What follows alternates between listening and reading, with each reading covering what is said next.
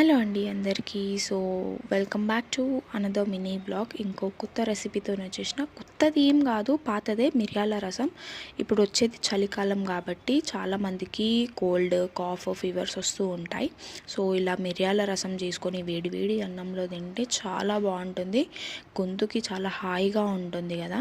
So ఒక ప్యాన్లో dry రోస్ట్కి మీకు అన్ని ఇంగ్రీడియంట్స్ చాలా క్లియర్గా కనిపిస్తున్నాయి. శనగపప్పు, మినప్పప్పు, మిరియాలు, ధనియాలు, ఎండుమిర్చి వేసి బాగా రోస్ట్ చేసుకోవాలన్నమాట. అవి కొద్దిగా రోస్ట్ అయిన తర్వాత లాస్ట్లో జీలకర్ర యాడ్ చేసి అది కూడా రోస్ట్ చేసుకొని గార్లిక్తోని అదే వెల్లుల్లి యాడ్ చేసుకొని మిక్సీ పట్టుకొని పక్కన పెట్టుకోవాలి.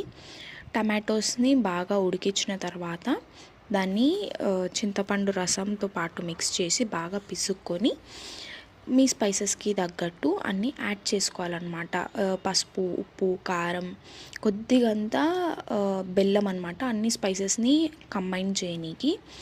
సో లాస్ట్లో యాడ్ చేసుకొని అది రసం ఉడికొచ్చేటప్పుడు మీరు అది మనం ముందుగా పేస్ట్ చేసుకున్న పౌడర్ని యాడ్ చేసుకోవాలన్నమాట. సో అప్పుడైతే యమ్మీగా ఉంటుంది. కొద్దిగంతా ఇంగువ కూడా యాడ్ చేసుకోండి.